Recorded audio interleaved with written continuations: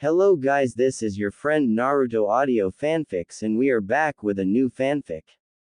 Which is, what if Naruto was dishonored yet desired by all? Harem, from Broken Boy to Sinful King, Part 1. And if you enjoy this fanfic then please press the like button and subscribe to my channel for more fanfic like this. And now let's start the fanfic. The main avenue of the compound. A night is merciless, cold and sharp as ice. Shop stands lazily set row by the silken windows of the residences. Men sitting down by the stands, drinking tea, chit-chatting with their friends, snacking on freshly baked biscuits. Some dragged on their tobacco pipes, pulling the blue-tinged smoke into their lungs and exhaling it for once. This was a compound that was lively no matter the hour. A few weeks had remained before the coup d'état. Each Uchiha had to be home or on the streets of the compound. It was ordered by the leader of their clan. Fugaku Uchiha. Everyone had to be busy, no matter what they were doing. As long as the Hokage would not be suspicious of them, they could do anything and everything. The time had come. He was prepared. Soon, so would he join in the massacre. A young male with silky black hair pulled hops off a pole and down onto the street, the leather of his sandals crunching as he landed on the cobble-laid streets. The crimson red of his eyes appeared, and the tomo spun hypnotically. One by one, he swept out their lives into the void with the Herculean broom. Death came unexpected. Corpses laid on the street, some had their heads chopped off. The heads rolled on the ground. Some had a tanto dig through their internal organs. It spilled over the floor. Kunai sunk deep into skulls. Limbs chopped off, limp on the ground. They did not even get the time to cry out in pain. The dirt beneath the cobblestone that excitedly soaked in with the blood and swole up, leaving dried up marks upon them. They were tinted with the blood red. He knew that the heads were glaring at him. Burning with hatred, he could feel it in his heart. There was no way that the young Itachi could ever have been forgiven. There was no forgiving for one such as him. Shamelessly murdering each and every person, leaving no distinction between the innocent and the criminals to be punished. It had to be done. A man took his grandson to bed. His hands gently laid the blanket over the fragile and pale body of the boy, kissing him on top of his forehead. Grandpa. I don't wanna sleep. Bloody screams. His eyes opened in shock. His dear grandson whimpered in fear. He shushed the boy. They were attacking the Uchiha clan. Konoha had came for them before they even revolted. How had they known? But, I'm scared. Don't worry kid, we'll just be alright. He ripped apart the wooden flooring with his nails. His hands flew through hand signs. His palms pressed against the dirt was pushed down and a hole was created. Overextension of his chakra created a burning sensation within his body. God damn it, he hadn't aged well. With his muscles shaking, he held onto the boy, pressing 2 fingers against his forehead and making the boy go to sleep with a simple genjutsu. He laid the boy down onto the hole before covering it up by reinforcing the entrance with a thin layer of dirt, thin enough that the boy could dig through it, and laid down the planks once more. Then, he extended his sun-scarred arm and took a cleaver into his hands, tightening his grip onto it, his fingers reddening as he squeezed. He knew that whoever had been sent, he would not be able to defeat them, but at least, his grandson would have survived this. He hoped that the boy would. Some must have noticed the bloodshed to come. He had came to that realization when a man handling a cleaver came running towards him. He watched as the man slowly closed the distance between them, and he swung his cleaver. It headed for Itachi's shoulder. He stood straight and sidestepped to avoid the cleaver. He raised his leg, stretching it beyond the limits of a normal human being. His leg snapped down, crackling the man's skull with a sickening sound. He pushed down onto the man's head, smashing it onto the ground. The crimson liquid soaked into the floor. The streets were emptied out, so were the houses. He went through all of them, not including the house of this foolish old man, and, except the house of his parents, a large building shining as the pearl of the compound. He felt a lump grow inside of this throat. His mother, his father, they would have died, and it would be by his hands, they were already covered in blood. Blood of the innocent. No, they would have rebelled against the leaf, that was unthinkable. He had betrayed them. That was the unthinkable. Everything that his ancestors had built would be wiped out by his own hands. Mother, father, I am sorry. With a nimble jump, he landed upon the balcony of the building, his hand reached over and he swiped the blood off his face. He would prefer if his parents did not have to see him with his face covered in blood in their last moments. He did not wish to fight his father, he had to, such was the destiny he had chosen. He chose what would be better for the masses, for the innocent children of Konoha, and for peace to be preserved. Peace. Peace had to be preserved. Peace, peace, peace, peace, peace, peace, peace. Yes. That was his goal. Just, holding in his emotions were hard, but years of training hadn't gone to waste after all. Tiptoeing, he passed by shoji screens of the rooms, until a stern voice could be heard calling out for him. Itachi. Come here, this isn't a trap. I can promise you that. The young boy made it into the room, sliding the screens open with one hand, the other holding onto the tanto as he raised it forward, pressing it against his father's back, the blade leaving a mark on the fan of the Uchiha patched on the back of the shirt. His mother and father, they were sitting on their knees. His mother had closed her eyes, with the muscles of her face relaxed, she looked as relaxed as she could look. Which in this situation was not enough to relieve the young male from the ache in his heart. Itachi opened his mouth to speak, only to be interrupted by his father raising his hand. Itachi, I can't get into a death match with you. It hurt his heart to hear him speak. Despite the differences in our beliefs. Father, please stop speaking. Please. Let me finish this. Quote. I am proud of you, son. And, he could not handle this anymore. The tanto pierced into the man's stomach, and with one swift slash, out came his intestines, pouring onto the floor.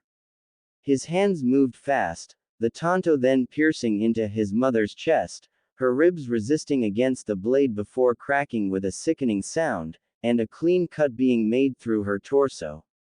They collapsed onto the ground. His eyes burnt. Tears pooled in them. He wanted to voice out his emotions, to feel, but he couldn't do that. He had to move on. His younger brother would have returned from his nighttime endeavor by now, training to match his big brother, of course. He wondered how would Sasuke feel when he saw his big brother covered with the blood of his clanmates. A young boy pushed open the gates of the compound, the metal creaked as it was forced open.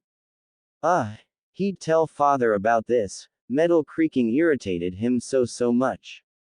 Especially when he was this tired, his shirt was soaked in his sweat, he couldn't wait to get off his clothes. Would Itachi be proud of him for training so hard? He would. At least he thought he would. He couldn't admit this to anyone, but his older brother's opinion was very important for him. Itachi was his idol. It was weirdly silent. Usually by now the Gramps would be outside smoking tobacco. Papa would tell them to not smoke close to the crowds, so they'd be embarrassed to do so. He walked through the streets of the compound, and he saw the corpses. They were covered in blood. The streets, they were covered in blood. Organs were spilled on the floor. He felt like vomiting. Itachi, mother, father, were they all right? Were they? Hell, why had everything gone so badly? The young boy pulled out a kunai from his pouch. He held onto it as he made his way to his house. What would he even do if he were to see the killer? Could he fight? His legs jellified even with the thought of it. How could he fight? If the killer managed to take down the police force, he would investigate. Maybe he should have called for help, but that did not seem so possible now. With careful steps, he made it around the streets, the bottoms of his sandals still clacking against the cobblestone despite his best efforts. A silhouette moved by the dimmed street lights, approaching him. He could feel his chest tighten. He could hear the crows caw, and he irked with each sound. There were crows, flapping their wings crazily, as if they were in great chaos. With each step taken, he got closer and closer to the house. His heartbeats got more and more erratic. It hastened up until it was all that he could hear. Badum badum badum badum badum badum badum badum badum. The boy fell on the ground with shock as the crows grouped together. They slowly mashed together, creating an abnormally dark blob that twitched and slowly took the shape of someone that he knew. His older brother, Itachi. His clothes were soaked in blood, streaks of blood covering his face. The blood dripped off the tanto. It was him. His brother killed them all. Their eyes met. The crimson eyes looked back at the young boy with not even a single sparkle of emotion. Tears dripped from his. He couldn't believe it. He couldn't believe it. How could he have done that to his father or his mother?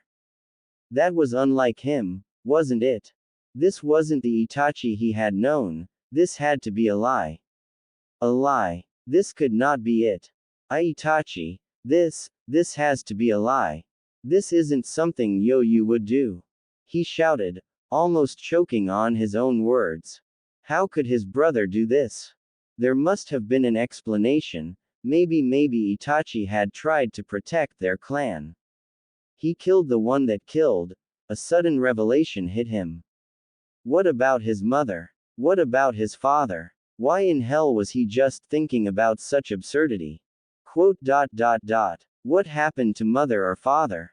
A cold stare was the only thing that met him. Then with a subtle movement of his lips, the blank look on his face turned into a smirking one. Why was he smirking? Why in hell was he?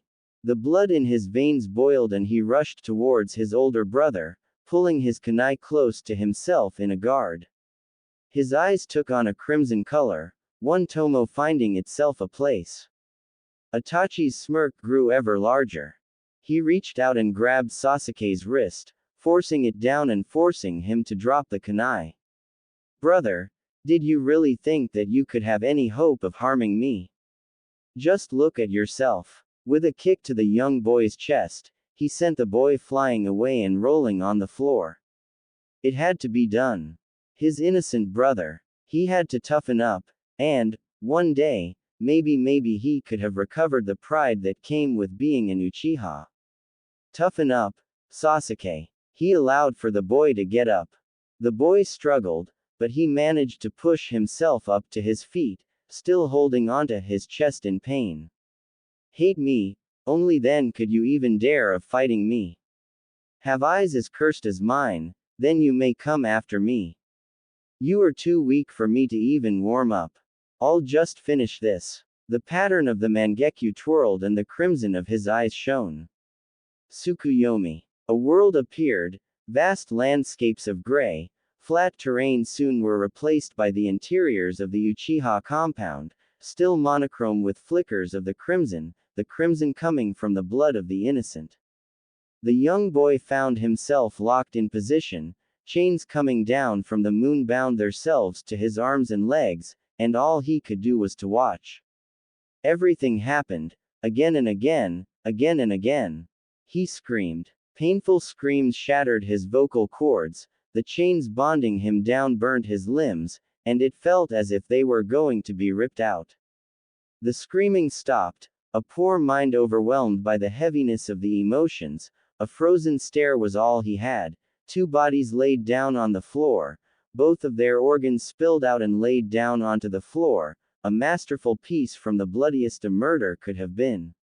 Yet, there was nothing new. Every bit of pain and shock, it returned no matter how small or large it was, in the same sequence, and always within the same order of size it happened, but he couldn't scream any longer. A whimper left his lips. His head sulked down, and he relaxed against the bindings holding him in place. A great void enveloped all that was around him, and he felt himself fall down into the void. It all disappeared. The only thing remaining was his older brother, watching it all happen with a worried look on his face, and then, so did he disappear. When the illusion shattered and reality became apparent once more, Itachi was in panic. He hadn't expected this. He had expected the boy to be angry at him, to be more resistant, to be more furious. Had he just ruined his younger brother? No, that couldn't be. He wouldn't accept that. He hadn't messed up. He knew that when his brother would wake up, he would burn with passion a hatred against him, and be strong, as strong as he could to survive in this world. He was certain about that, but now, he didn't have much time to think. He had to a mission evaluation with Danzo. Surely, his route Anbu would have arrived at the gates by now. The clock was ticking and he had to be finished by now. That was all there was to it. He gave a last glance to his younger brother laying down on the ground. Swallowing his emotions, he made way to meet with Danzo. Passing quickly, his eyes scanning the houses and the coverings around him, he didn't trust Danzo, and he knew that a man like him obviously would try to kill him one way or other if he had the opportunity to. And then he finally arrived. The man had a stern look on his face, knocking his cane on the floor as if he had waited too long and he was growing impatient. Itachi took in a deep breath to calm himself down, and the pattern of the Mangekyo came to being once more. Danzo's bodyguards reached to attack, but a wrinkled hand stopped them from doing so, and the ice-cold eyes forced them to back down. Danzo, if you are to even cause a scratch on my brother, then I promise to you, I'll reveal every dirty thing your organization has done. I won't stop with that either. I love this village dearly, but my brother, I could never sacrifice him for your desires. The old man looked rather unimpressed by his sudden outbreak of emotion. A sigh left his lips. How could one of his greatest agents be reduced to this level just in one night? He pitied the teen. He had grown so much, yet he hadn't come to realize that he was sacrificing the potential well-being of hundreds of individuals just for his younger brother. One day though, the teen would have learned. Itachi, I haven't forgotten about our deal. You've killed the Uchiha, and in exchange, your brother will be left unharmed by me. You might not trust me, but you must trust in me that I have done everything I have for the greater good. But yes, moving on, you must remember that you have to disappear. You no longer are a civilian of our village. Anbu will soon come looking out for you. Go. He knew that the deal wouldn't be held perfectly, but what could he do? He could ruin whatever Danzo had planned for the future, but knowing that he couldn't take back any harm that could be done. It was better to play along for now. He jumped onto a tree branch, the leaves shaking with his weight. He hopped from tree to tree, disappearing to the view of the old man and his bodyguards. He tree hopped for a few kilometers until he was sure that he was out of sight for the moment. Then he made it down onto the ground, landing with a thud, raising the dirt onto the air. Then he continued marching through the forest, making sure to cover his tracks as he did, covering his footsteps with coverage, crushing greens and flowers with strong scents and planting them, and making sure not to give harm to the terrain around him, walking through to the rendezvous point he had with a peculiar man. Finally, he had made it there. It was by the riverbank of the Mitsushi River. Trees that almost reached the skies enveloped the area. Their leaves gently rustled with the winds. Their thick roots tightly held the trees onto place. Some of them were so old, even older than the clans, that their roots had surfaced, no longer able to find themselves any place down the earth to grow their roots in. The leaves themselves were grandiose, each one is almost as large as an human head. They were ovate, with serrated edges. The branches they held onto were thick and had a terribly rough texture. Itachi loved the natural beauties of this land. Too bad that no longer would he be here. Life was not about enjoyment after all. He waited by the riverbank and in a few seconds, a whirling gap in air appeared beside him, and out of it came a masked man, Madara Uchiha. Or at least, that was how he had introduced himself to the boy. So you've killed them all, with my help of course, but your stealth is quite impressive. I've committed to my part of the deal, and so have you, very honorful of two clan killers, is it not? Hey, but, now that you're a traitor to Konoha, I'd like to take you under my wing, to an organization, which I'm sure you've heard of in your times as a part of the route. Akatsuki. You don't have much of a choice though, Itachi. So come. He offered his hand to the boy, so that he could take both of them away.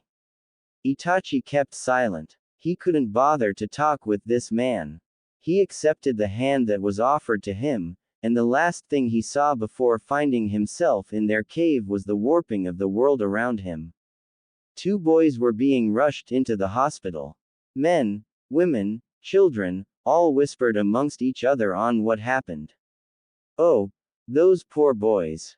I've heard that they're both knocked out, aren't they?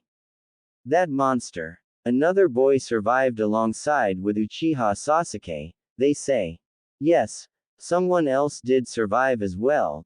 They were hospitalized. My uncle is a medical nin there. He says that Uchiha Sasuke's condition is critical. Quote.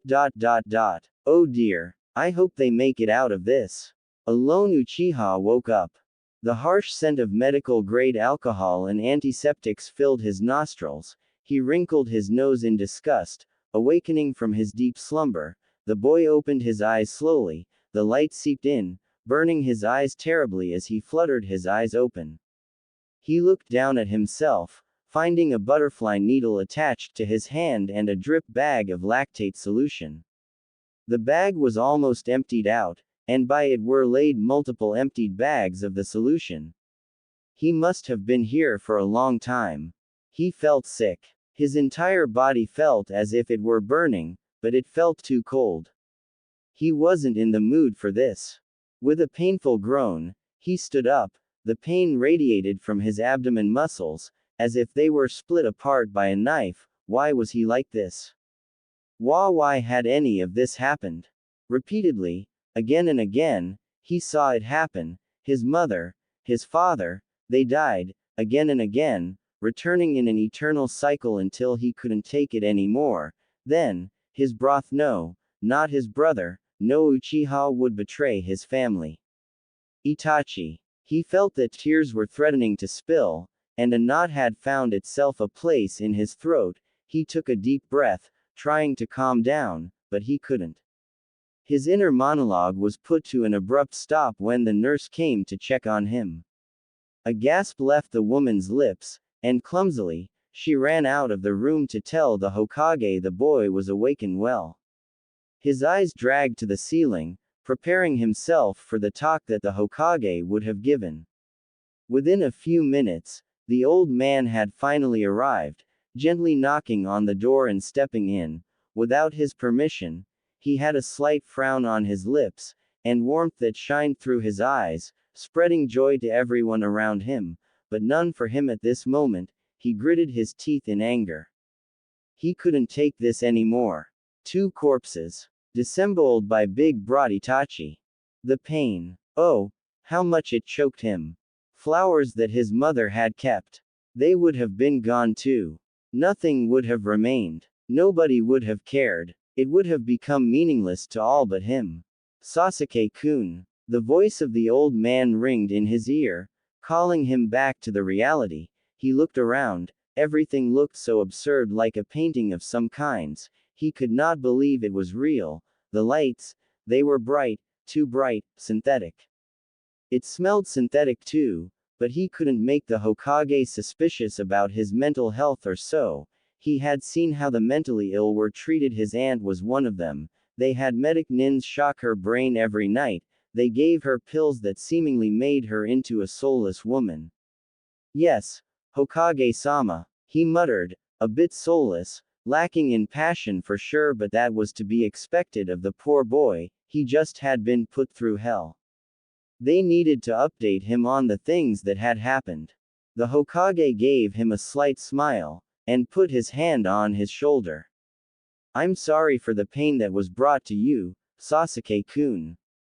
I simply wish we could have protected your clan from Itachi.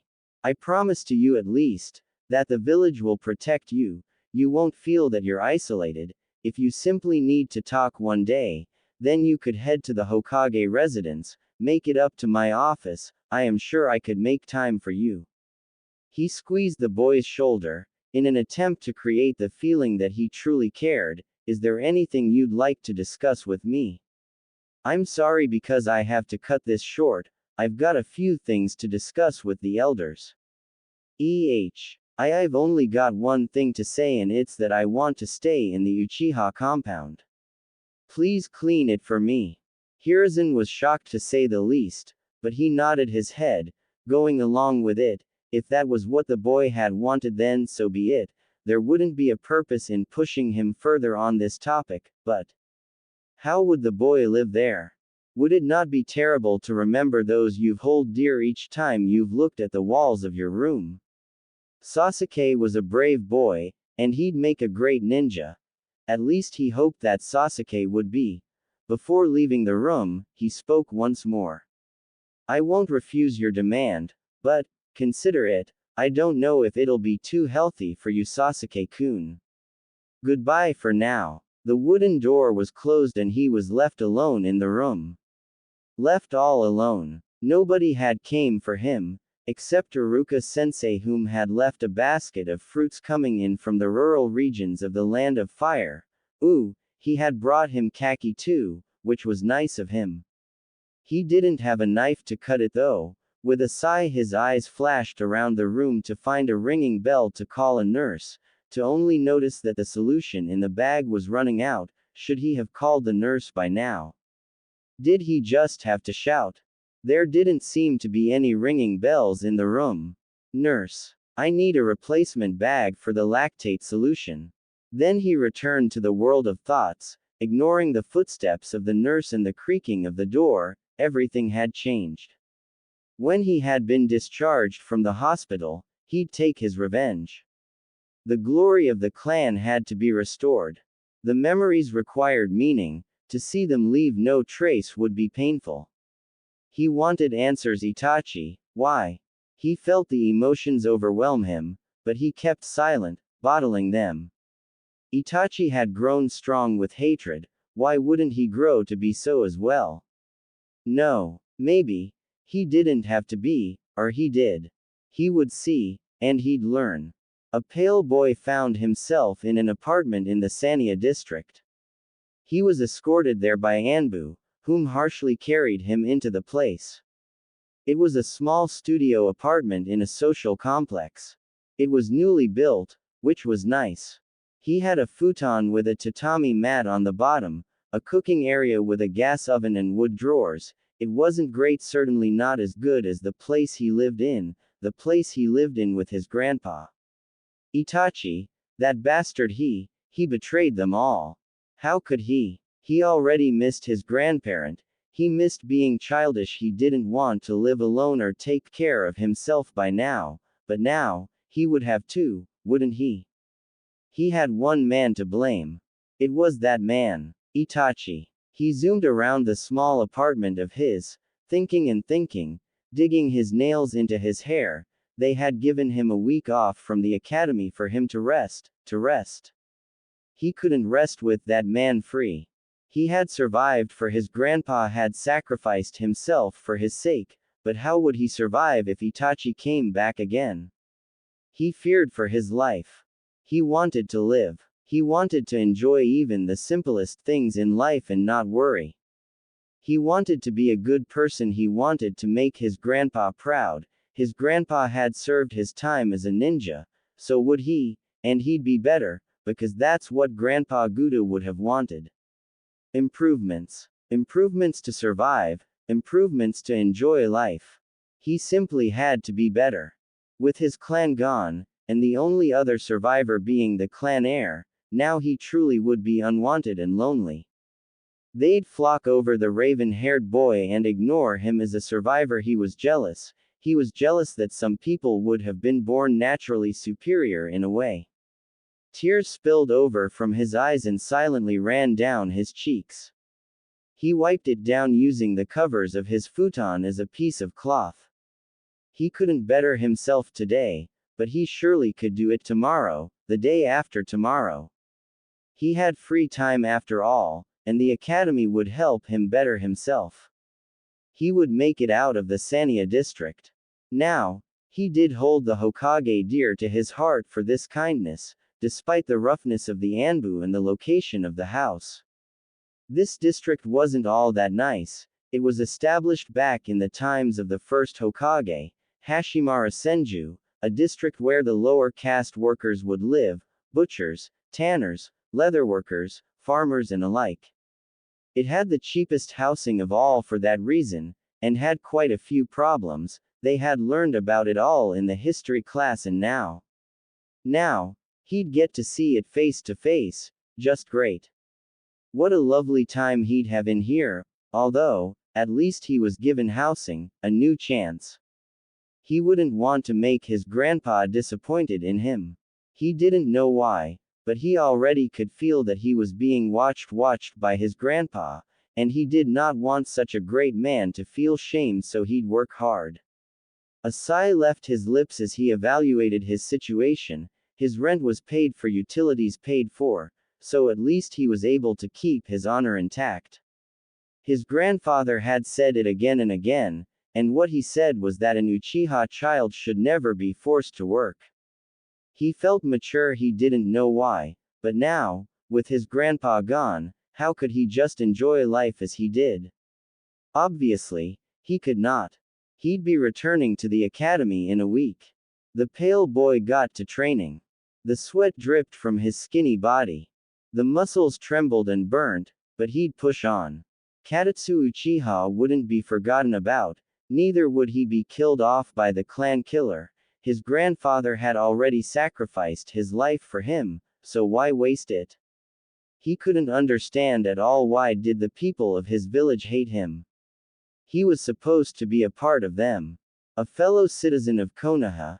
He could feel their hatred towards him when he closed his eyes. He could feel their chakra flow through their bodies, varying in potency and size, which changed constantly with their emotions, but all he could feel from their chakra was that they were disgusted by his existence and they feared him.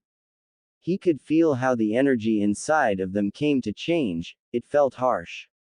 He felt like he was drowning in a sea of hatred and alienation. He didn't know why was he born with the capability to feel their energy, and feel their disgust, but it wouldn't stop. Since his birth, he was forced into the world of an empath. Their emotions drowned him. It was too harsh for him. Even if he didn't close his eyes, and didn't choose to feel the raw emotion that their energy carried, he still could hear the whispers, their mocking glares, the roughness that their faces took as they saw him. They could easily single him out, even if he were to be hiding between crowds. They looked over all the time to make sure they could find him, and then, they would avoid him like a plague. Even the shop owners did not want his money, they thought that it would have cursed them. He used to have friends in the playground, before he went to the academy, but the horrible stories created about him, and the way the parents ushered their children away from him and gave them material to mock him with. Naruto was lonely in this crowded world. They could see him, gently swinging on a wooden swing on the edges of the playground. Other kids laughed and played. He observed them as they played ninja. Their friends would hide and ambush them. Wooden kunai and shuriken would be thrown at each other freely. As if there was something that was blocking him from their vision, nobody had dared to even get close to him. They did not acknowledge his existence. They did not even look at him and mutter amongst each other on how much of a bad person the boy was. They simply didn't care. He ignored the whispers of the parents, carried by the winds. He was busy reading a book the old man had gave him. It made his heart feel warm. The old man was only one who didn't hold any hatred for him. Even when he closed his eyes, and when he focused on the chakra of the old man, he could feel no hatred, but only warmth towards him, only compassion that nobody ever had for him. He felt secure with the old man, his energy was enormous, and it sheltered him from the hatred of those around him. He had gave the boy a book on gardening, a few vegetable seeds, like tomatoes and green peppers, and a small kit for him to start gardening, including the fertilizer and the soil. He had told Naruto to be patient and take care of them well, and that he would be rewarded for what he had sown, and he already had become proud of what he was accomplishing when he saw the tiny green sprouts spring out of the soil of the red and yellow pots. Soon enough, he could even feel the energy that they had. It was called, natural energy. He remembered from the lessons on chakra at least.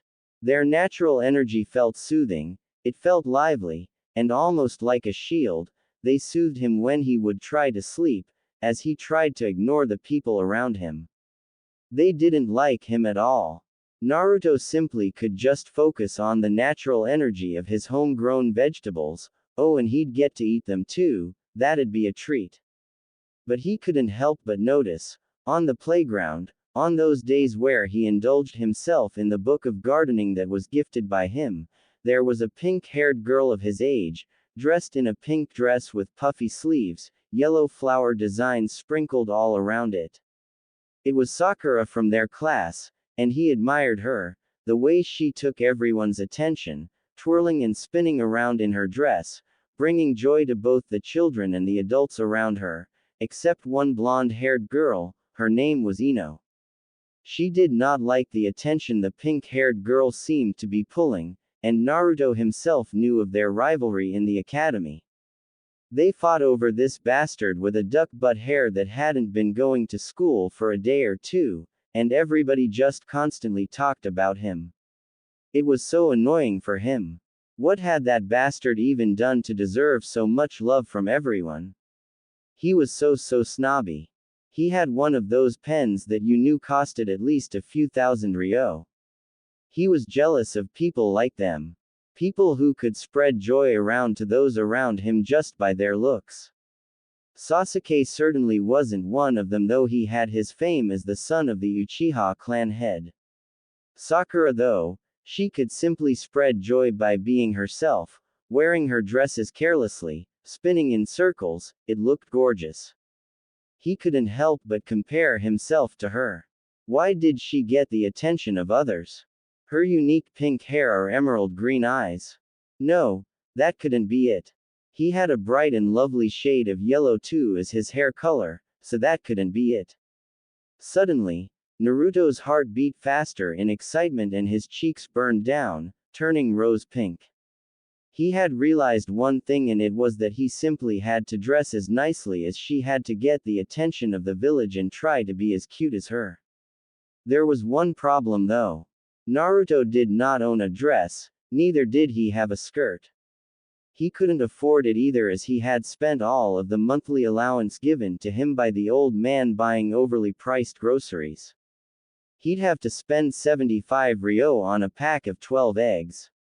The price tags said 20 ryo, but the owners of the grocery stores claimed that there was a sales tax and forced him to pay, and he had to accept it and move on. He sighed. Another plan of his had failed even before he could start it. Another day had passed by. After leaving the academy, he returned to his wooden swing, placing his bag by the tree that the swing was hung on, continuing to read the book in his hands. A high-pitched giggle interrupted his session of reading, and his eyes dragged onto Sakura. She was giggling at something her parents had said. He watched as she held her father's hand without hesitation, and her father responded with a kiss on the cheek. Naruto felt his heart throb all of a sudden. He never had someone to hold his hand. Naruto had enough of this sullen mood. He didn't want to see this any longer, so he walked down towards his apartment, ignoring those around him, whom whispered insults about him, laughed and mocked him. He was about to enter his apartment when he heard the rustling of the trash inside of the metal bin, and the bin being noisily closed, In his curiosity, he peeked at the metal bin, and a civilian girl walking away from it. He quickly stepped away and hid, waiting for the civilian girl to pass by. A piece of baby blue cloth hanged out from the black cloth bag that was ripped open by the metal edges of the bin. He sized up the street, making sure that nobody was paying attention to him, and when he had confirmed it, timidly, he walked towards the bin, stepping on his toes to not make sound. He opened the metal lid. It wouldn't be the first time for him to rummage through a bin, and it probably wouldn't have been the last. He let out an excited squeal when he found out that there was a baby blue dress inside of the cloth bag, and many old pieces of clothing stacked on top of each other. He couldn't believe his luck, he just could not. He tied the ripped ends of the cloth bag together and ran into his apartment, his heart still beating rapidly as he locked the door. Naruto was living in an apartment given to him by the old man. It was in the Shinjo district. It wasn't too shabby, and it was close to the central district. It was quite small though, and the red wallpaper had been fading away and paling, creating a pale shade of pink. Water noisily dripped out from the piping of the tap onto the ceramic flooring. A short, small brown table was situated in the middle of his narrow kitchen. Passing by it, he had a room where he had a futon laid out, a lamp to do reading with, a floor mirror and a small wardrobe. A library too had found its place in his room, where he laid down the books and scrolls they used in the academy. The door on the opposite side of his bed was a small bathroom. He hadn't had any warm water in a few weeks. He had told the landowner multiple times about the issue, but nothing was being done. Naruto abruptly emptied the bag on the floor. Old women's clothes pooled and piled on his floor. A grin appeared on his face. Quickly stripping down until all he was left in his boxers, he picked out the baby blue dress and tried wearing it. He had managed to, even if he was a bit clumsy with it, and almost ripped the bodice of the dress. Then he straightened out the crinkles of the dress, stepping towards the floor mirror he had. The dress was a bit uncomfortable to wear. The cloth had a texture he was not used at all in his clothing, but he could easily ignore it. He closed his eyes, trying to calm his rapidly beating heart. Then he opened his eyes slowly, ready for the reveal. The skirt of the dress went all the way down to just past his knees, and it was sleeveless. He was glad that he had always wore his jacket even on the hottest of days. He didn't have a tan line on his arms. He looked rather cute. His cheeks burned up even further with the thought, and he awkwardly tried to imitate how Sakura would twirl around in her skirt. The dress elevated as he spun around, revealing his knees. He tried to play with his hair, to only realize that the spikiness of it made it quite too rough. A frown appeared on his face, and he ran into the bathroom, splashing his hair with the cold water, opening a lone cabinet. It was the time that he'd finally get to use that hairbrush he stole from the hairdresser. It was thoroughly used, as evident by the chipped away edges of the teeth of the brush, but they'd work. He forcefully pulled on the hair with the brush, forcing it down to straighten it. His spiky hair was not easy to straighten with its wild nature, but he had finally accomplished what he had wanted, so he walked out of the bathroom and towards the floor mirror. Yes. Yes. Hell yeah. The boy giggled childishly before jumping onto the pair of clothes, swimming around in them and laying down. Now they wouldn't hate him anymore.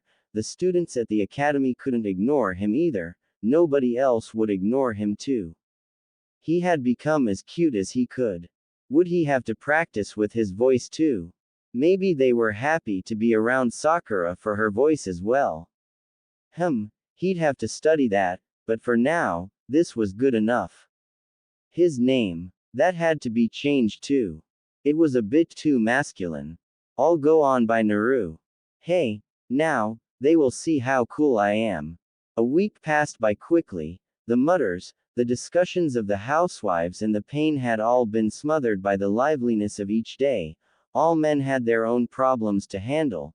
They couldn't hold on to one issue for so long, so it was decided that they would not care any longer. To have many things to care for had a heaviness of its own, too many choices, so in the end, each man would care for his own, and now, only the academy students had whispered amongst each other, waiting for Sasuke Uchiha to finally return for his education after a 1-week break. Katatsu had already arrived at the classroom. He sat down with the civilians. He didn't like to sit down with the class heirs. He felt closer to the civilians than them, and the people around him gave him weird looks. Even Choji did. Usually Choji would have been happy all the time, especially when he had snacks at hand.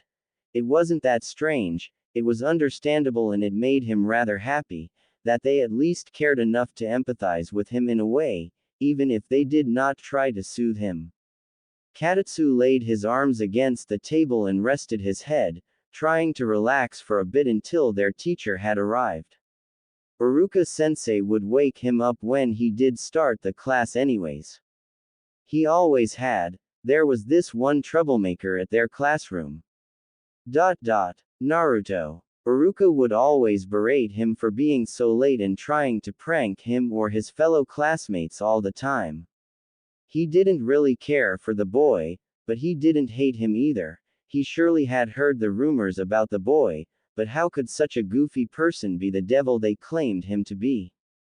It was impossible. He heard heavy footsteps close to him, and he opened his eye, peeking in between of his arms. It was Choji. The chubby boy hesitantly poked him on the arm. Would you like chestnuts? You seem like you're feeling bad, so I decided that I could share my roasted chestnuts with you. My mom roasted them, he muttered, his voice cracking sharply as he talked. Then he extended his arm towards Katatsu, pushing the cloth bag of chestnuts towards his face. Katatsu couldn't hide his surprise, and with a childish grin, he whispered a thank you and took a handful of the chestnuts. Satisfied that he could put a smile on the face of the pale boy, Choji returned his grin and went back to his seat. He sat down next to the Nara clan heir, Shikamaru. They were very close friends, mostly because Shikamaru was the laziest person in the class and Choji wouldn't push him to do anything that required a lot of work. Sometimes, Choji would even try to play shogi with him. Although his visualization of the shogi board geometry was terrible, he still made the effort to play, and Shikamaru was really happy that he did. As soon as Choji had sat down, they had returned to chit-chatting until Shikamaru couldn't hold the conversation any longer, leading to him napping. Katatsu laid down the chestnuts onto the table and peeled them off their roasted shells. He ate them one by one, as slowly as he could, trying to enjoy the flavor of them. It had a delicate, sweet flavor. It was earthy, nutty, a bit buttery. The Akamichi really knew how to pick the chestnuts quite well. It was fresh as it could be. Now, he was a bit jealous of Choji too, knowing that he'd get to eat such lovely snacks each day. He was a jealous boy and he'd admit to that, but it was quite hard not to be jealous. It was an issue that he had to fix. Jealousy was the trait of a rotten soul, as one of the elders of the clan had once told him. It was Jun, Elder Jun. He was a good man. His grandpa Guda was friends with the man. They would have sip on their tea and talk together in the tea garden of the compound. He didn't have too many memories of those times, but he'd like to hold tightly onto them. Wasting memories wasn't something that he wanted to do. There would be nobody else that would remember them after all. Why was he focusing on these things? He had to focus on what was in front of him. His education. The class would have started soon. His eyes swept through the room, trying to find if Sasuke had arrived yet. He hadn't. Why hadn't he? He was released from the hospital from what he had heard, and hell, Sasuke Uchiha wasn't the kind of guy to be late to the academy. Bang! All of the eyes were directed at the loudly opened door, and mouths were left agape. They couldn't believe what they were seeing. Naruto was wearing a high-collar creamy white-colored blouse and orange bike shorts. There was a shuriken holster bound to his right thigh. He did a peace sign as his pose, a stupid grin grew on his face.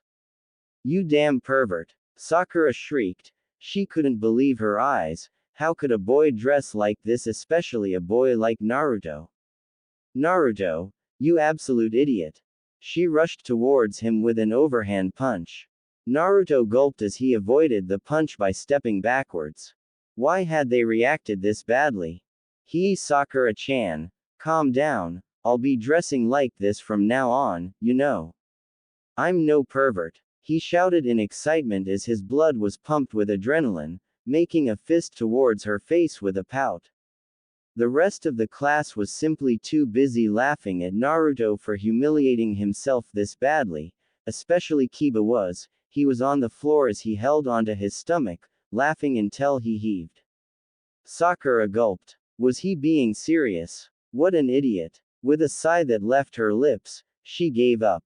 It would still be the same dumb Naruto, just that he was dressing, weirdly now, like a girl would, but he wasn't one.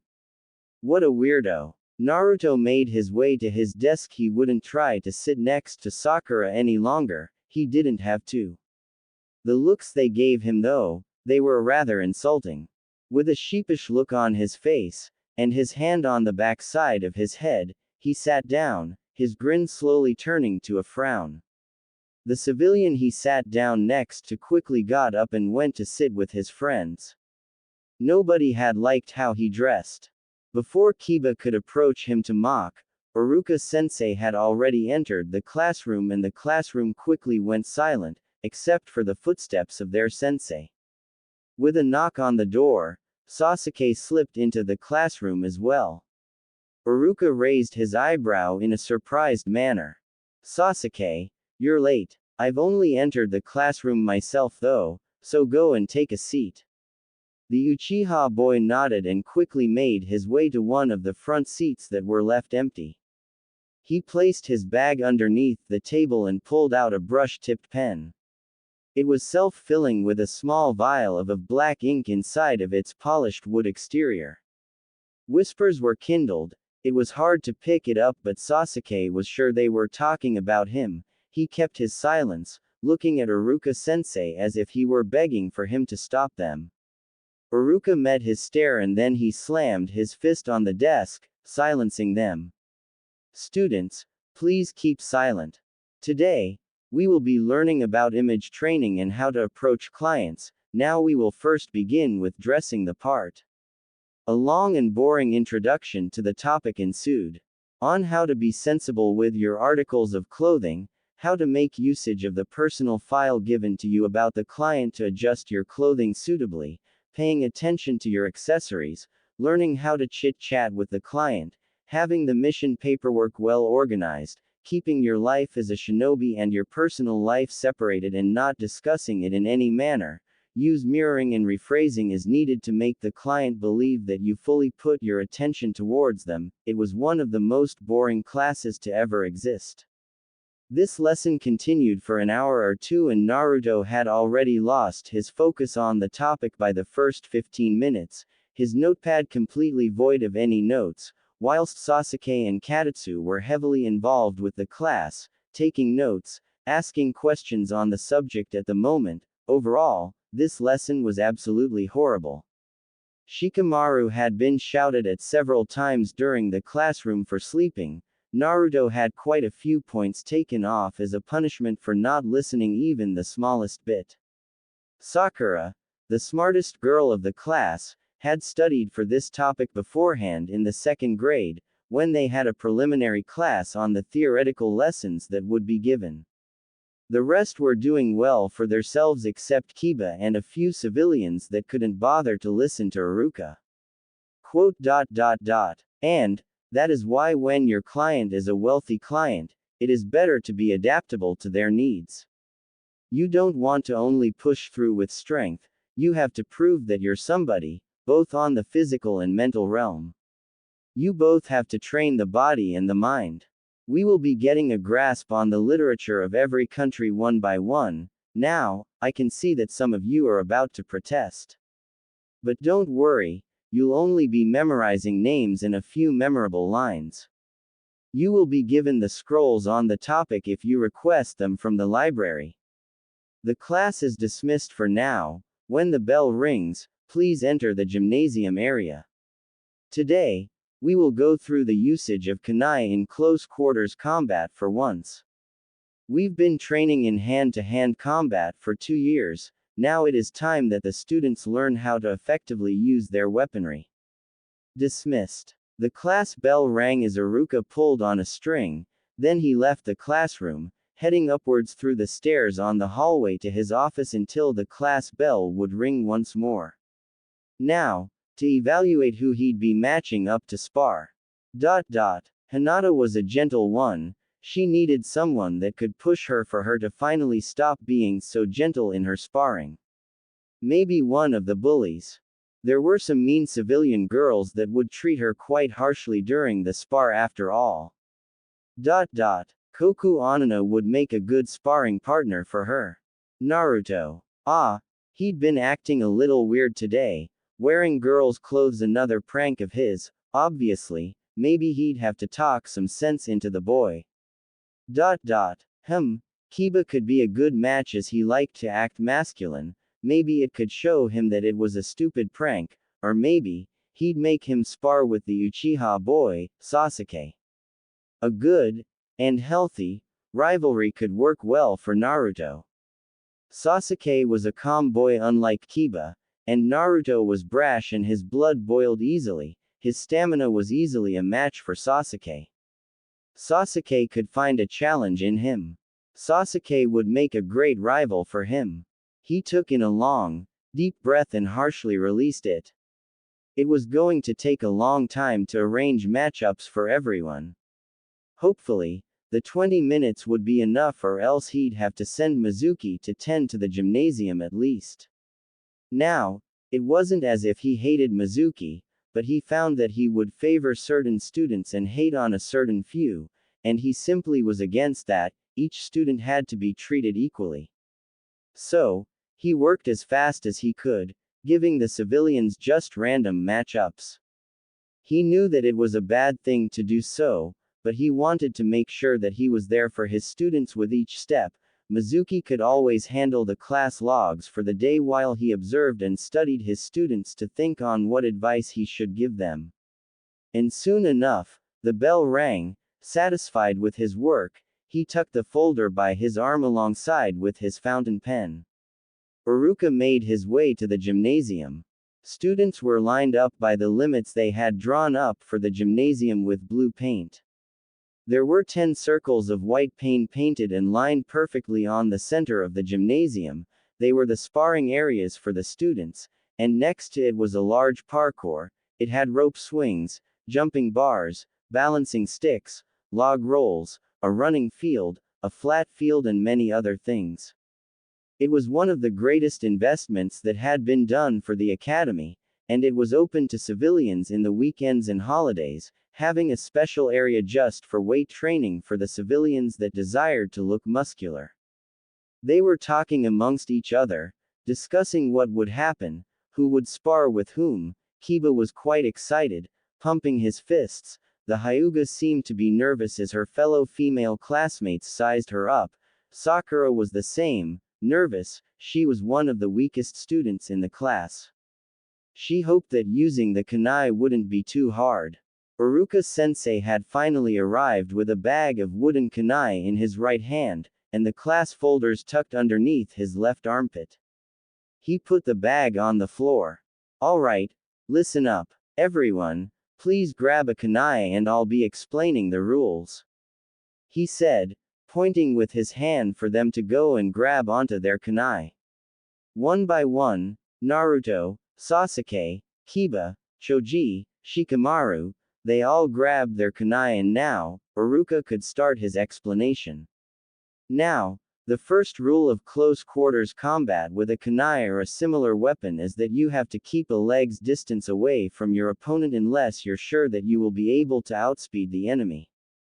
If not, then go on a defensive guard, and wait for them to attack. Try to push the enemy's kunai away by pressing down on their lower arm. Raise your armed hand and finish the job with a quick cut to the wrist. The rest is up to you. You can go many ways from there. A kick to the chest, a side kick, a jumping knee. You could go and cross your arm and make a cut to the neck.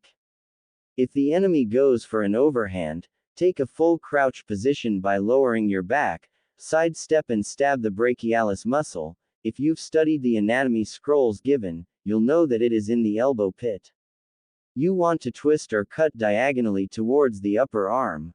If the enemy has approached with a lower strike, then again, try to go for the same muscle. This time, it'll be quite a bit harder, so you might want to step around to get a better look, or just make a slice through the forearm to try to cut the flexor muscle there.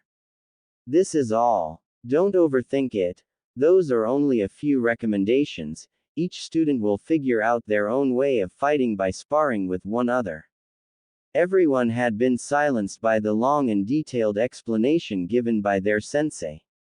Some thought of applying those recommendations, such as Katatsu, Sasuke and Shino, whilst others couldn't care about it and were too excited to even fight, like Naruto was.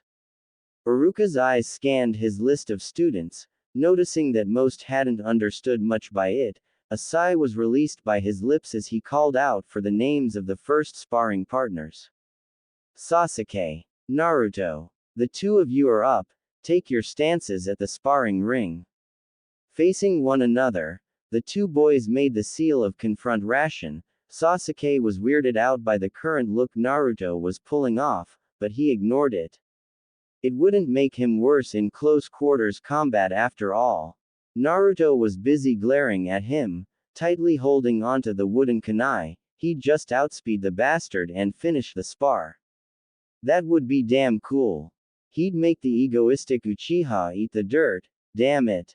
Iruka-sensei finally started their match with the motion of his hand, and Naruto rushed at the Uchiha boy, aiming to stab him on his shoulder, pointing it directly towards the boy. Sasuke sidestepped, and with an overhand punch to the boy's thick skull, he pushed him down onto the ground, quickly crouching on top of the boy and rushed to push the wooden kunai against the boy's neck to finish the spar. He moaned in pain when he felt the boy's elbow dig harshly against his sides. With a show of strength, Naruto managed to stand up on his knees and continued on elbowing Sasuke, preventing him from putting him in a finishing position. Then, locking his legs around Sasuke's legs, he twisted around and pushed Sasuke onto the ground. Now he was on top of Sasuke in full guard with his knees pressing down on the boy's stomach. Booing could be heard as the other students watched the spar intensely. The only one that was seemingly happy was Hinata. The Uchiha boy raised his eyebrow, wondering how Naruto thought this would help him as he raised his armed hand and stabbed Naruto's neck with it. The white skin slightly reddened. The boy had taken up a full guard, but a full guard wasn't going to protect his neck from a frontal attack. Hinata frowned. She had expected Naruto to win. What had happened to Naruto today? Everything seemed off with him. He was never the most skilled in sparring, but especially with what he wore today, she felt that something was off. She felt uncomfortable.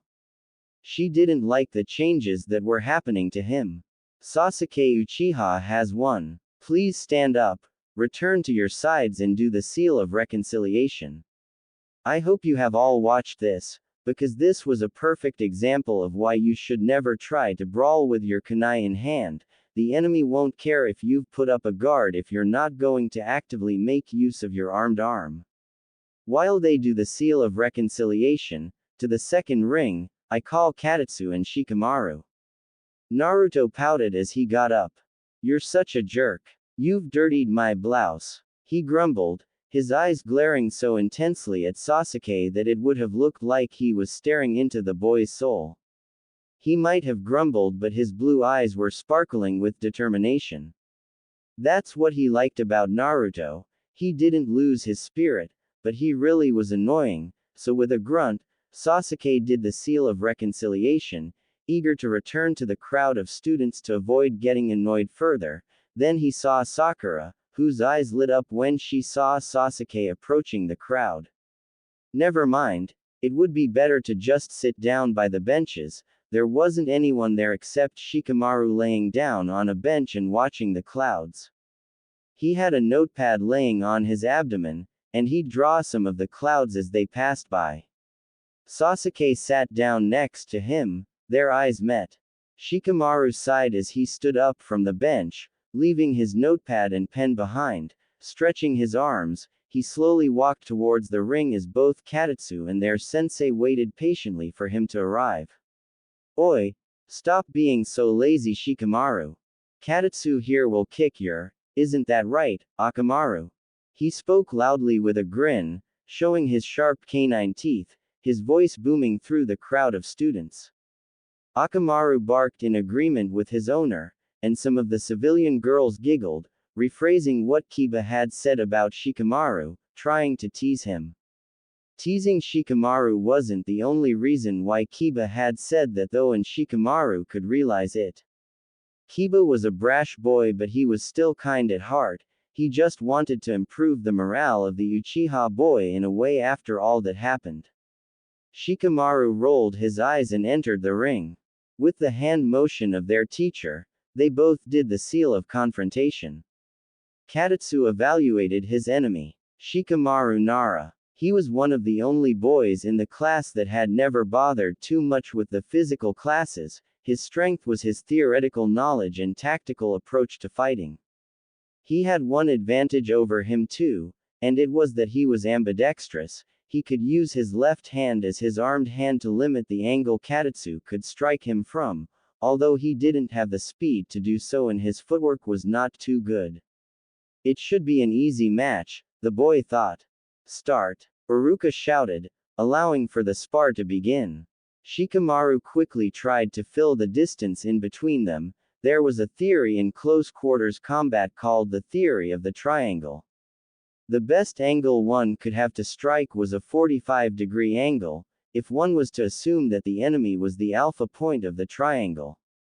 With slick footwork, he made it to the left side of the Uchiha boy. Of course, Katatsu wasn't a sitting duck waiting around to be trapped, so taking power from his hip, he kicked the boy on his lower leg with a side kick to at least lower his balance. Shikamaru took a step back to avoid the kick, and Katatsu quickly rushed in towards the boy, taking a fool's guard with his kunai in a low stance and rotating his body. He aimed to stab the boy on his sides.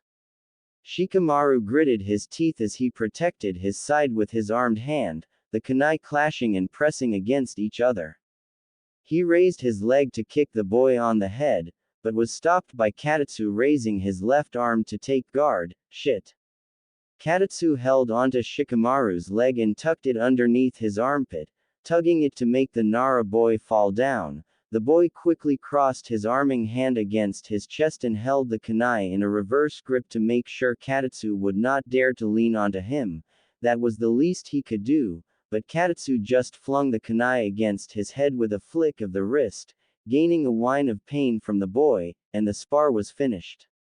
Katatsu Uchiha has won. Katatsu raised a hand to the Nara to help him get up.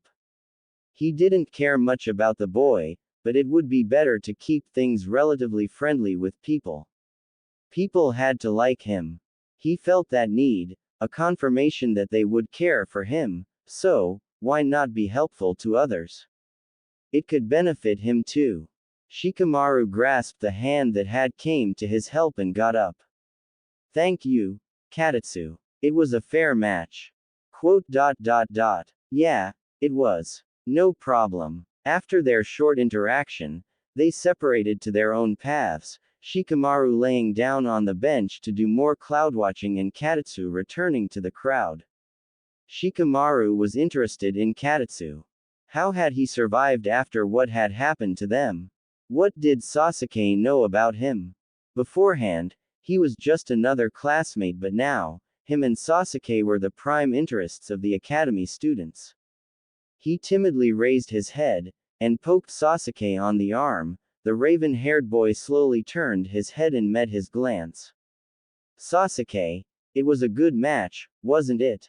He muttered, trying to sparkle a conversation.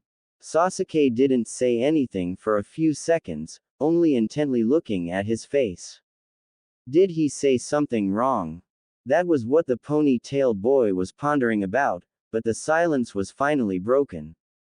It was a bit too short, I'd expect that he'd struggle more. He muttered, returning his gaze towards the sparring rings and watching the spars happen, studying each and every move. Aha! Now, he could go and question him about Katatsu. If he knew that he'd struggle, then he surely must have known more about him.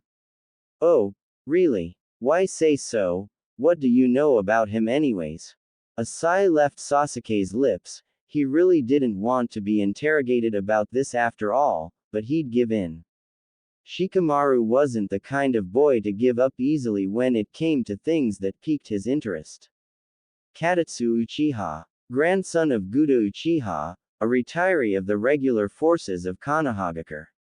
His pension was paid by the clan as by the time he had retired, there hadn't been a pension plan issued by the Hokage yet.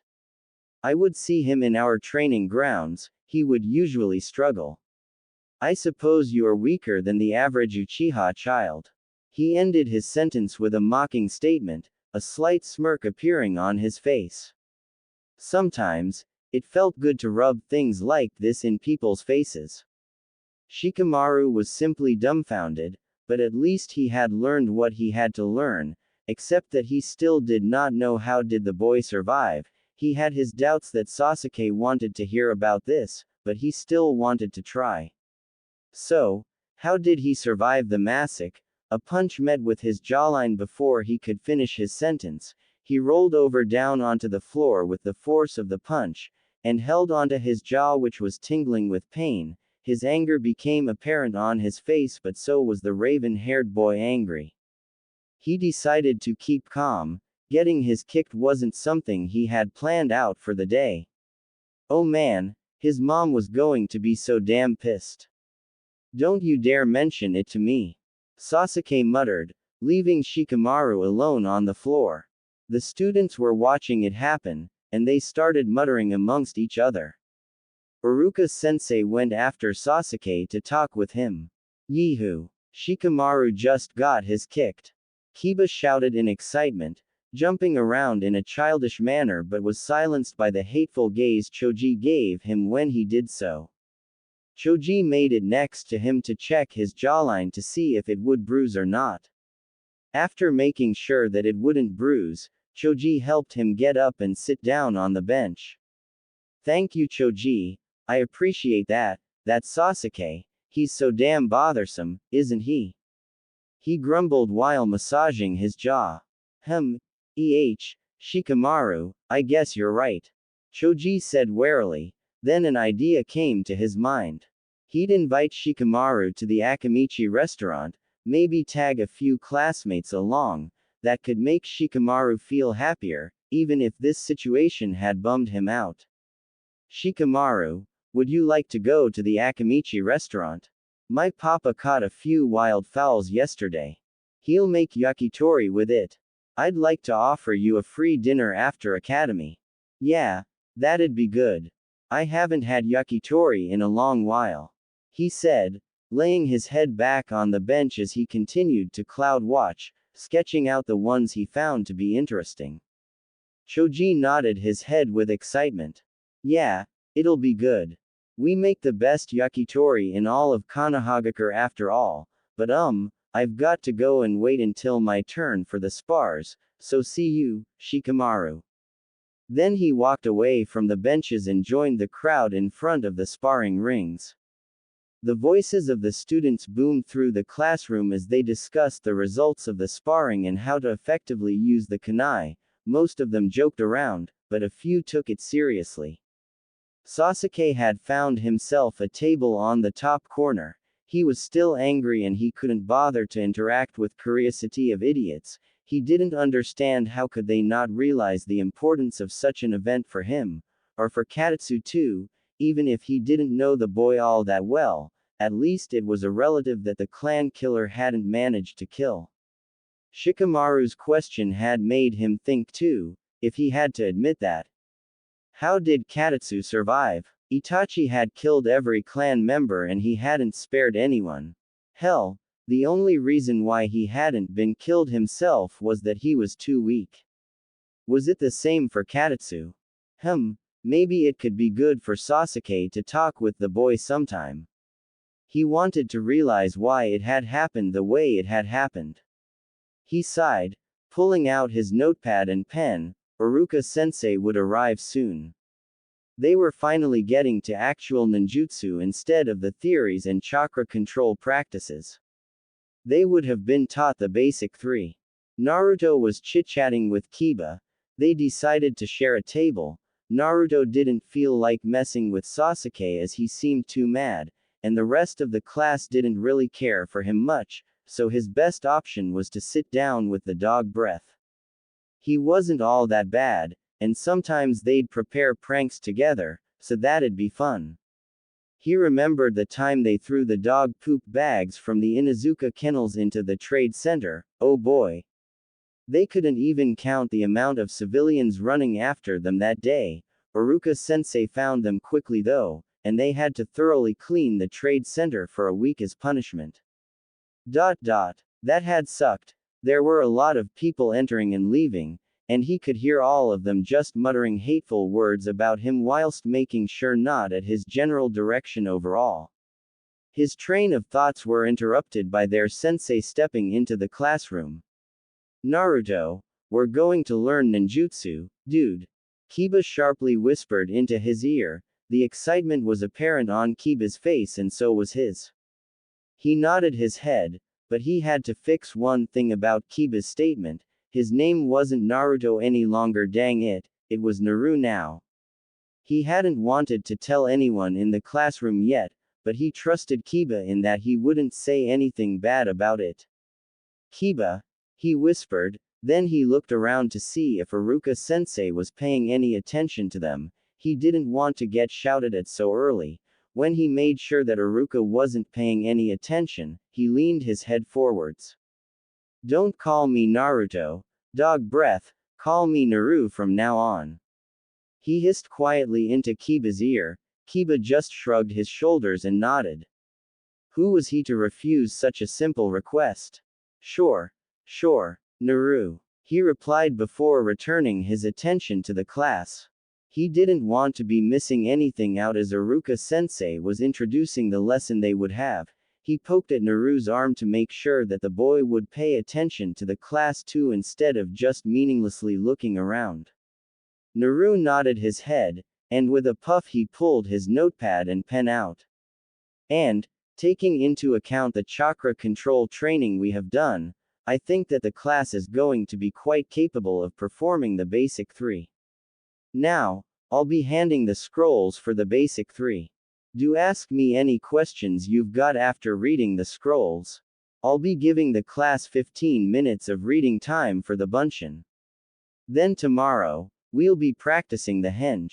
Afterwards, it'll be the kawamiri. I recommend that all of you study the scrolls thoroughly and practice at home. The henge might be a bit hard as it requires one to pay attention to even the smallest details if it were to be used in a real situation. The same can be said for the bunshin, and the kawamiri simply depends on how large or small the object you wish to replace yourself with is. I'll be leaving the classroom for now to give all of you some free time to read the scroll. Good luck. Then he left the classroom, leaving it in complete silence. Everyone, even the goofiest of the students, were silent as they read through the scroll. They could damn clone themselves now. That was going to be damn cool. They already had memorized all of the hand signs and had done almost all of the basic chakra control exercises. Naruto hadn't expected it to be as hard to understand the text though. One first had to do the ram hand seal and leak a tiny amount of chakra from the tenketsu. The chakra would have to be spread around and shaped as smoke to make sure that there was coverage for the clones to be created in. The smoke would dissipate quickly as it was a chakra smoke, so one would have to quickly go through the other seals, snake and tiger, and release as much chakra was desired and will the hazy chakra to take shape into oneself. It wasn't described perfectly, but it was always described as being a tiny amount of chakra that was used. Then one had to will the chakra to take the will of the creator, otherwise it would be too easy to realize that they were clones and they would be incapable of fighting correctly. Dang it, he didn't want to fail, he had to make this work. But now in silence, he could think, dressing like a girl hadn't done much to improve his popularity or make people care for him. It had to be a combination of many variables, so he'd take note of a few quickly before he had to practice the hand signs. He sweated nervously as he saw those around him already practicing the hand seals, even dog breath was done with the reading. He took his notepad out to take his notes, he'd go over them later. Then, he quickly threw the notepad into his bag and rolled the scroll once more, starting to practice the hand signs to make sure that his hand movements would be smooth at least, so he went through them one by one. Ram right pointing arrow snake right pointing arrow tiger, ram right pointing arrow snake right pointing arrow tiger, ram right pointing arrow snake right pointing arrow tiger, ram right pointing arrow snake right pointing arrow tiger. He must have practiced it at least 100 times before their sensei had returned. His grin grew on his face. He sure as hell could do this, it was going to be easy, there was no way that he'd fail, he was Naru Uzumaki after all. Iruka-sensei placed his notepad on the table, then he coughed into his hand loudly to get the attention of his students. All eyes dragged towards him. I hope that all of you have studied it well. You will be given your first grade on the Bunshin no Jutsu today. The second grade will be given in the midterm, and the third and last one of the year will be given at the end of this year. Now, I don't know if I should say this too, but in the last year, all of the 3 grades will be combined and another grade will be given with the performance you'll show making usage of the basic 3.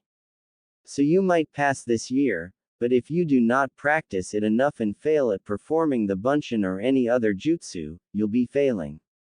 Now, please don't panic because I will be calling all of you one by one on this list, I'll be calling you randomly, now. Quote. He took the notepad into his hand and opened it, flipping the page to the students' list, then he pressed his finger against the paper, and closed his eyes before swirling his finger around the paper for a bit and opening his eyes. Hinata Hyuga. She hadn't changed by the spar at all. It had ended a bit too quickly. Hinata Hyuga, please step up and perform the Bunshin no Jutsu. The maximum amount of clones to be created is 3. You may start. Raising his pen, he waited for the dark blue-haired girl to perform the jutsu. Hinata Hyuga timidly got off from her chair and walked towards the front of the classroom. A blush burned up on her cheeks as she prepared to perform the jutsu. It felt as if every eye was on her, watching her every move carefully. She felt as if she was being berated, she felt embarrassed. She took in a deep breath as their sensei raised his eyebrow at her. You may perform the jutsu, Hinata. She nodded her head and did the ram seal, forcing tiny amounts of chakra out of her tenketsu as the smoke rose up slowly, lingering on her skin, then it sped up, and she went through the rest of the hand seals as quick as she could, and out came 3 clones. This wasn't even close as being hard as the tenketsu training they had done in the clan. As the smoke dispersed, they could see that Hinata had managed to make 3 clones. Iruka-sensei slowly started clapping for the girl. The clones were perfect. The coloring, proportions and the details. They were excellently done, especially considering this was the first ever time she had done it. Great job, Hinata. I hadn't expected this at all, but you've surprised me. Everyone, this is how the Bunshin no Jutsu should be performed. Look at the edges of the clone. Do you see how sharp the edges of the clones are? They aren't blurry at all. She has managed to concentrate the hazy chakra cloud into a perfectly shaped body. Take notes. Hinata, I'll be giving you an S for this grade. Good job. Everyone, please applaud. They were forced to applaud for the Hyuga girl, Some were quite excited to be applauding though, like Kiba whom clapped alongside with Akamaru barking. So was Naru happy, clapping as hard as he could, reddening the palms of his hands. Alright, I'll be calling someone else now, calm down. Iruka shouted and everyone kept silent, not wanting their grade to be possibly lowered if their sensei was to be mad. Iruka wrote down Hinata's grade and picked someone. It was Sasuke this once. He stood up and made it next to the desk, quickly performing the jutsu and sitting back down on his desk, gaining the cooing of a few girls. Iruka raised his eyebrow. The boy was still mad. Huh. With a frown, he wrote down his grade, calling a civilian boy afterwards. The boy had made only one clone and even then, it was pale, blurry and couldn't stand up. He shaked his head before writing down AE as his grade. Then, he called out someone else. Naruto Uzumaki. Please perform the Bunshin no Jutsu, Naruto. Iruka-sensei shouted as the blonde boy stood up with a grin, confident that he'd be easily capable of performing the jutsu. Placing his hands behind the back of his head, he took every step with an heaviness that was brought by pride, knowing that he'd be able to make Iruka proud of his improvement just like Hinata had. He wanted to put a smile on the face of his sensei, so when he finally stood up in front of the class, he was a bit nervous that he wouldn't be able to do it, but he swallowed his fears, repeating the mantra that he simply could. All eyes were on him. They penetrated deep into his soul, and he could feel the sparkling of emotion the civilians had. It was disgust. Oh no, he couldn't concentrate. Perform the jutsu, Naruto. Iruka muttered, patting him on the shoulder. Naru looked at him and nodded his head. He made the ram hand seal. A potent flow of chakra ran through his tenketsu, releasing through the pores of his skin. He allowed it to disperse around the air, sweat slowly dripping down his forehead as he concentrated. The smoke filled up the surroundings. It was much thicker than whatever his classmates had made. Then he went through the two other hand seals. Now, this was the part in the jutsu that would seal his fate. Out came three clones that were sickly pale with legs short and twisted. Their eyes were completely white, lacking a pupil. They dispersed on their own, slowly puffing into smoke. Iruka raised his eyebrow. Sure, Naruto didn't have the best chakra control in the world, but this was absurdly bad. He knew that it must have been the result of that particular thing he could not talk about. Naruto, I've expected better, but it's alright, you can always fix this. I'll be giving you an E for now. Please sit down. Laughter arose as he was given an E as his grade after such a prideful walk to perform it. Naru felt as if he became sick instantly, huge amounts of negative emotion crashing down against his heart, but his heart would stand strong against such waves, so he just acted as if the laughter had never happened and walked towards his seat, sitting down. Kiba gave him a concerned glance, but realizing the boy didn't show much emotion on his face, he figured that the boy just didn't care overall. He shrugged and continued watching the students pass by, each one doing the Bunshin no Jutsu one by one. Naru could only sulk as he watched them do so. What made him this different from them? He didn't want to be known as just some unskilled idiot. He had to train more, he decided. He already was training as hard as he could. Hell, recently he'd been training his body so much that he was actually getting close to catching that stuck-up Uchiha idiot. He hadn't said much today. What a bastard that guy was. He shouldn't be wasting his time with such useless things. He'd go and train some more and show them that he wasn't some failure. His eyes burned up with passion as he took notes from the performance of the others around them. He'd nail this jutsu and then boast to Iruka-sensei. Although there was something that he wanted to talk about with him, he wanted Iruka to call him Naru from now on in class. A sigh left his lips. He could tell his sensei about this after the academy day was over. One by one, the students were examined on their performance of the Bunshin no Jutsu. Most passed, some did not, but they were given the hope that they could fix their grade later on.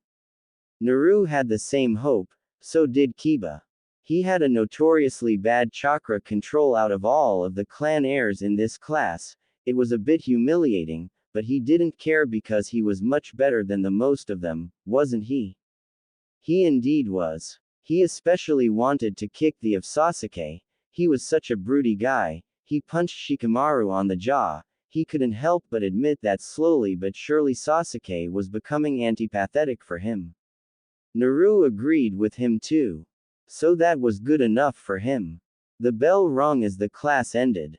For now, please return to the gymnasium. We'll be doing some basic physical training from now on. We'll be running laps around the gymnasium for an hour or so. Make sure to warm up before the run.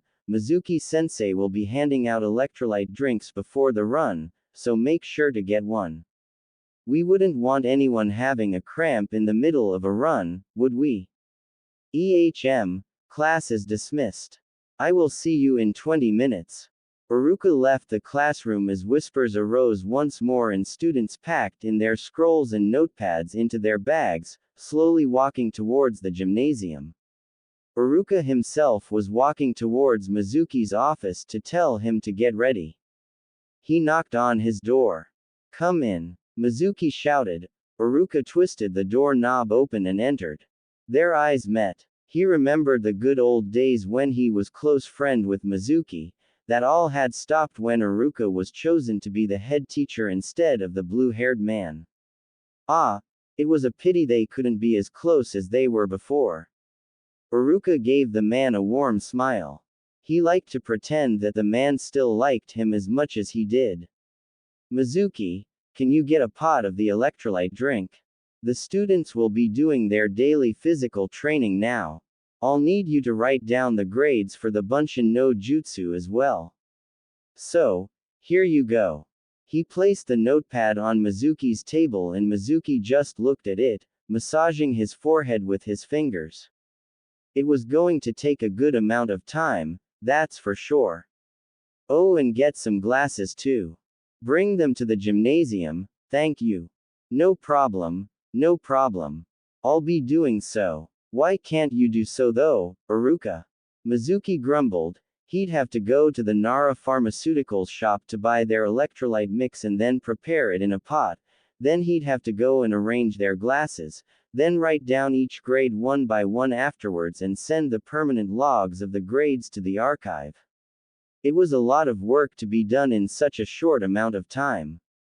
Ah, well, I just want to relax a bit until class. Drink a cup of tea, read a bit, that kinda stuff. You know how stressful dealing with those kids are, Mizuki.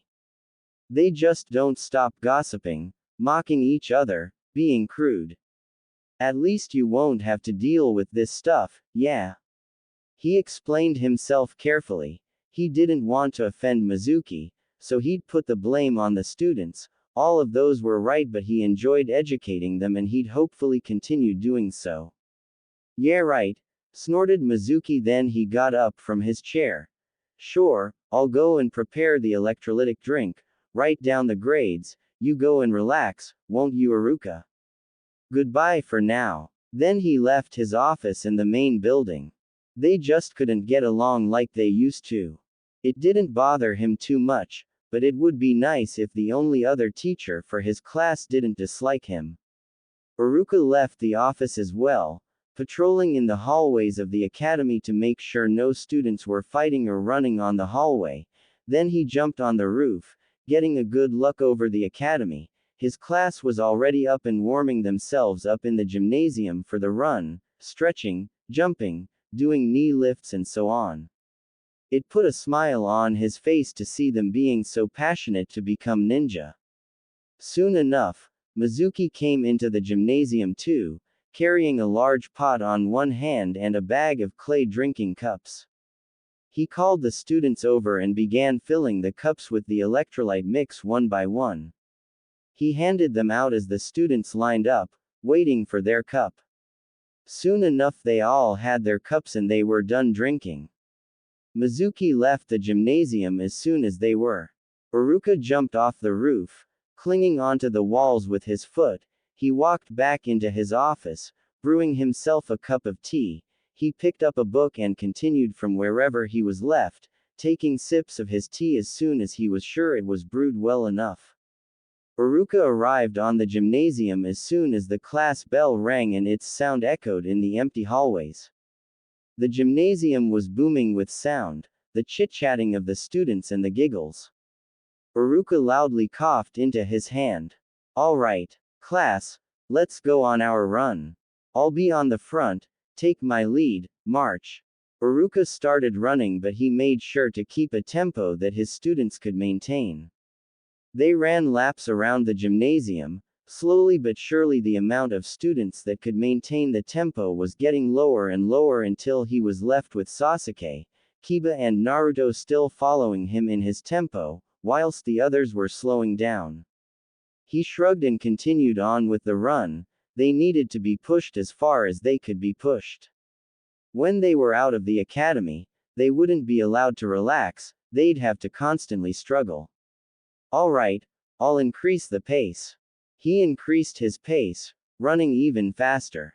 Naruto and Sasuke pushed themselves further, running as fast as they could, and Kiba was left behind alongside with the others. Sasuke felt his legs start burning up as they kept up the pace. An hour must have passed by now, but Iruka seemingly didn't want them to stop yet.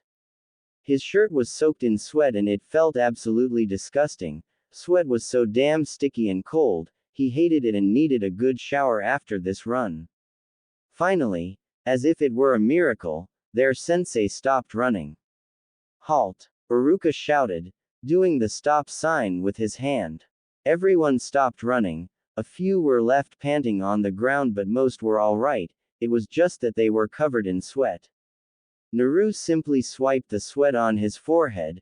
His legs weren't aching at all. In fact, running for this long had only made him want to exercise more. He was pumped up and excited. He'd exercise when he got home, yeah. That'd be damn good. He'd kick for sure when he was done with his training. He had a lot of butts that he was ready to kick, that was for sure. "Alright, now we will be doing other body physique exercises. Please line up and get into a push-up position. I want 4 sets and 12 repeats. The ones who can should use only one leg with the other in the air, but make sure to change the leg that is held on the air with each set. If you can't do it with a normal push-up position, then please put your knees on the floor and do it so instead. Start." Iruka stepped back with a satisfied look on his face as he watched his students work tirelessly, each one pushing themselves to their breaking point until they'd collapse whilst they did their push-ups. It reminded him of him and his classmates. Even the way his students would tease each other reminded him of it, how him and Mizuki would push one another until the day, sparring and training, going to missions together. It put a smile on his face knowing that his students were going to be exactly the same. Normally 27 people per class would be put into teams as it was done in the year Mizuki and him graduated, but this year, just like every other year after the attack of the Kyuubi, wasn't certainly normal and there weren't enough Jonins willing to teach. This year, only 9 people would graduate, so there would be 3 teams. The rest would be going to the Genin Reserve Corps. Such was life. It made him sad to think about it, but they would have been alright. Konoha needed reserve forces after all.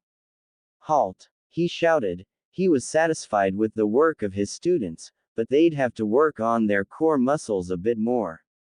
Planks could be good for them. He'd let them rest for a few minutes though. Naruto seemingly was doing great, but the rest weren't, and the civilians. They looked as if they could collapse any minute. He pitied them in a way, being stuck in a class with all of the class heirs of this generation and even the Jinchuriki of the Kyuubi no Yoko. Naruto had an amazing stamina which could be attributed to the monster.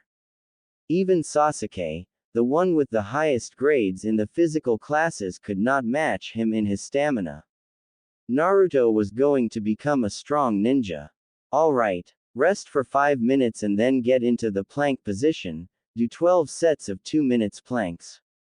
And yes, I know that is going to be much harder after all of this training, but don't complain, you are going to become ninja. The real world will be much harsher. I would prefer that all of my students have a good chance when they have graduated. Uruka muttered before shutting his mouth and keeping himself silent until the 5 minutes had passed. Start with the planks, he shouted, giving a nod as they started holding in the plank position. This would be a long day. With all of their classes done, the students started leaving the classroom one by one, filling the hallways and pouring out of the vomitorium of the academy. Parents gave warm hugs to their children as they rushed to talk about the day they've had at the academy. The parents from the clans were less warm, a bit more strict, and usually, they wouldn't have said much until they've returned home. They preferred to keep to themselves when outside. That was what Uruka had learned as he taught his students in the academy. He was about to leave when he noticed that there was still one student sitting down on his desk. It was Naruto. His sea blue eyes looked deeply into his. Uruka-sensei, I had something that, I'd like to talk to you with, if that's alright. Naru muttered. For once he seemed to be shying away from whatever he was about to say, which was surprising for the man to say the least. He felt a bit nervous now. Had something happened to the boy? He hoped not. Sure, how about we walk up to my office? Afterwards, I can take you to Ramen Ichiraku afterwards, you'll only get one bowl though, so don't get so excited. Uruka grumbled before a goofy smile grew on his face. Come on. He made it through the hallways into his office with Naru following him by. He unlocked the office with his key and allowed him in, sitting down on his seat. Take a seat, Naruto. Naru nodded his head, taking a seat by the table. Now, Uruka-sensei, I'd like to say that I no longer want to be known as Naruto. My name is Naru from now on, and well, the clothes do explain themselves in a way, don't they, sensei? The man just nodded his head. Yes, they did explain themselves, and that was a bit of a sad attempt on making a name less masculine, Naru. The name wasn't too different, wouldn't be too hard to get used to. Did the Hokage even know of this? Would he be mad if he knew? Was Hokage-sama informed of this recent change? No, I didn't tell Gramps about it yet. I'll tell him after you treat me to a large bowl, yeah. Naru muttered, his lips taking the shape of a grin and his eyes sparkling with excitement. He really liked the ramen they served in Ramen Ichiraku. Sometimes it felt as if he couldn't survive without eating it once per week. Yeah, well, Naru, let's go then. Uruka stood up and slowly walked out, Naru following him as he did so. He locked his office and then locked down the academy as they left. They walked through the streets of Konoha. They were booming with life, each building was packed full with people. Business was prospering, the people were prospering, such was life. Although, he could feel the hateful eyes of those around him, it was all directed towards Naru, who seemed to be closing his eyes as he walked, trying to ignore it. A frown was placed on his face. He really didn't like to see his students sad in any way. He hastened his pace so that Naru wouldn't have to withstand this for much longer. They quickly made it to Ramen Ichiraku. Ah, Uruka, Naruto. How are you two doing? Tsuki said, almost shouting. He had a large smile on his face, his eyes wrinkled and it felt as if his happiness radiated off him, but he was cut off by Uruka as he was almost about to ask them what they wished to order today. Naru, Tsuki-san. His name is Naru from now on. Uruka stated, his hand on Naru's shoulder as they sat down on the stools. Tsuki nodded his head. Naru, well, that's alright with me as long as he doesn't lose his love for our ramen, ha ha ha. He laughed and laughed on his own joke. Ayame gave him a smile and leaned against his ear, whispering. Tuki's cheeks blushed with embarrassment. Anyways, do you want the usual? Yeah, make it a large bowl though. Naru basically shouted, slightly rocking back and forwards in the stool. Ayame giggled as she watched him act childishly. Oh, Naru still hadn't grown up, he was still a little boy just like the day he had first came to eat here. Naru-chan, you can't be a ninja when you act so childish. Ayame teased the boy, imitating a childish voice. Naru pouted and stopped rocking on his stool. Hey, I'm not childish, you know, the ramen here. It's just that amazing. He gave them a grin to hide his embarrassment. Plus, he was right. The ramen really was that good, he was sure that even Gramps would be excited for it. Ayame gave him a smile and muttered a, sure, to brush it off and continued helping her father to make the ramen, preparing the roll of chashu by slicing it and other toppings for her father so that it wouldn't take much time to place them. And finally, they were done. The smell alone was enough to drive Naru crazy, so he dug in as soon as it was placed on the table. It tasted heavenly to say the least. The chashu was tender, savory, it was laced with a subtle sweetness, the broth was thick and rich, he couldn't help but slurp up all of the bowl in a minute or two, licking his lips to lick off the last drops of broth. Uruka looked fairly amused by it and so was Tuki and his daughter. Tuki was ready to prepare him another bowl. Ah, no Tuki-san, I've only promised him one bowl. I don't want to empty my wallet for now, so no need to prepare that second bowl. Naru, I'll have to go now, I'm sorry that I can't stay with you for longer, make sure to study your scrolls though Naruto. I don't think you want to fail. See you tomorrow, and please don't be late for this once. He muttered, digging his hand into the pocket of his pants, grabbing the wallet and counting out 70 ryo, handing it to the aged owner of the shop before going on about his day. I won't be late again, sensei. Naru shouted as the man walked away, then he returned his gaze at the old man Tuki.